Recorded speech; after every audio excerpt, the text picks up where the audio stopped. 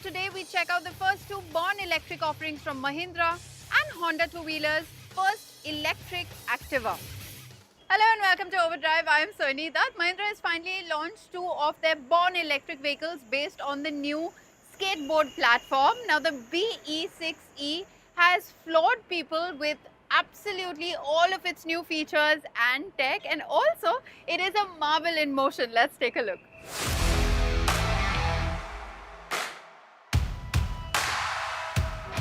But the Mahindra BE6E, it's a completely new brand, and as the name suggests, it's also supposed to be the more stylish, the more fun, the more aspirational, if you will, of the two SUVs that Mahindra is launching from its Inglo EV architecture.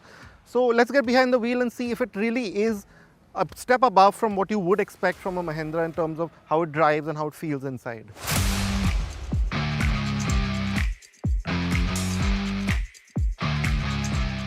Now the BE6E's rear-driven motor, it makes about 285 PS and 380 Newton meters, which makes it about as fast as an Indian-made car has gotten in recent times, and it'll do 0 to 100 in 6.7 seconds. So yeah, by any measure, this is a quick car. The Inglo architecture uses a 59 kWh pack or the larger 79 kWh one seen here. The cells seem to have been sourced from BYD, feature the blade battery tech and cell-to-pack construction. In our time with it, we noticed that the BE6E doesn't show a heavy drop in efficiency in higher speed driving. The ARAI range number 682 for the larger battery pack, so 400 to 450 kilometers can be expected in the real world. The BE6E can DC fast charge at up to 175 kilowatt and AC charge at 11 kilowatt. It also has some of that heft, that refinement that you want in a car and that Mahindra seems to be going for with these new EVs. It has some of it. So you do notice that it feels fairly quiet and premium on the move, even at high speeds. It's fairly refined, and you also find that in terms of the way it rides and handles, it's quite stable at highway speeds. So the big fat tires of course help with that, but generally all the work that Mahindra has done with the suspension, it seems to give you a car that you feel sure-footed in. The BE6E is one of the more outrageous looking cars you can buy in the mainstream SUV segment, but it has been done well enough to not feel like too much of a departure. The short overhangs, the massive air curtain and the black around the front do well to give this car a sharp hunkered down look. It has a front, yes, it's a bit difficult to access to be honest, with this really neat aero motif that they've incorporated here, but once you are inside, these gas struts do help, and you do notice you have 45 liters. Now this is all right, you can put your charging cable, maybe a few small bags of groceries here, but yeah, something larger would have actually been better. The sculpting too is well thought out. It has a bold angular theme that goes well with the aggressive coupe shape. You notice a good deal of textures all around, especially at the back with the neat diffuser element. The heavy rake to the roofline is well managed with the way it meets the high deck lid. We would have liked the rear wheel wells to have less of a gap, but the haunches here work very well with the overall sculpting. Now with coupe SUVs, you're always left wondering about how practical it actually really is, but in the case of the BE6E, Mahindra I think have done a decent job. The boot space itself is 455 liters. You also get a 60-40 split, small charger here, 12 volt, a hook, and yeah, powered operation as I said. And here's a neat touch, you get these other lights to show when the boot is open so that something doesn't come and hit you. You still have 207 mm of ground clearance and some fun bits like the equalizer themed light show, a feature that lets you monitor the car's surrounding like Tesla's Sentry mode, UV cut glass all around and NFC entry.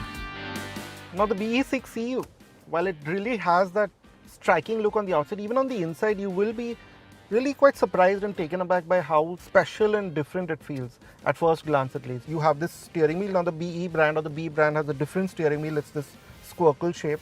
And I must say it feels nice to hold, the material is quite nice. You have these buttons for the regen to control. There's also a boost function button here and the one pedal driving button. Ergonomically I really quite like it. This low sill gives me a good view out. I have a head-up display, which is not the slightly cheaper kinds with the mirror in front of you. It actually projects onto the windscreen, so that's nice. I can rest my hands here like this, so that way it's great. Around here, there are no real buttons to control the climate controls or the drive modes, which I found can get slightly irritating when you're living or driving with this car. Now let's get to the screens. These have taken a big leap forward from what say you get in the Thar Rocks or the XUV700. They now come powered with a Qualcomm processor, which is supposedly the most powerful that you have in the auto industry for these. And I must say that just in terms of its functionality, it seems to work. It has this widget type layout, which is fairly easy to use, fairly crisp and responsive, which is a good thing. There's no lag, there's no delays like how you had in say the XUV700, where the transitions weren't quite so smooth. That all that has gone. So it's a good high-tech system that really feels at par with everything else that you might have in any other brand. Now this screen again, it does broadly what you want a driver display to do. So it'll give you the basic kind of analytics, it'll give you your driving assist features, your navigation right on here. You have inbuilt navigation here, all your trip data and so on. And yeah, it's fine. I mean, I would have liked, to be honest, the range indicator and the power indicator or the regen indicator to be a bit larger. They're just spread out on the side and I have the speed in the middle. And of course, you also have a few mood settings here which changes the ambient lighting. The patterns on the sunroof, they also change. So they have tried something to bring you that sort of mood kind of feeling here. And to a certain extent, it works. So overall, I do like the infotainment package, and this really is a striking, smart car to have. The B6E is packed to the brim with features. Here's what you get. Safety too has taken some big strides. Now with this very aggressive coupe shape and this dark cabin, you would expect to feel a bit cramped inside the back of the BE6E. And yeah, that's how it does feel to an extent. But Mahindra, given that again this is EV specific architecture, they have been able to carve out a fair amount of space for what is a 4.3 meter long SUV. To start with, yes, that thing of there being a high floor, that is there, which does mean that even though with this well contoured seat, I do find that I could do with a bit more thigh support.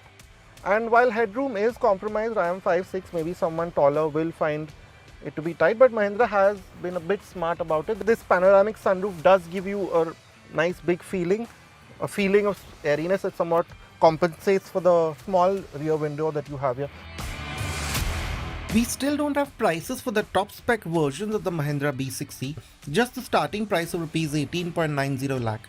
Mahindra may have been a slow starter in the EV game, but this coupe SUV shows that they have used their time well. The design theme inside and out, the features list and the packaging make it desirable, and this is backed by a driving experience that feels premium and reasonably engaging. Not one but two all-electric vehicles coming our way from Mahindra. Stay with us. After this very short break, we tell you all about the XC90.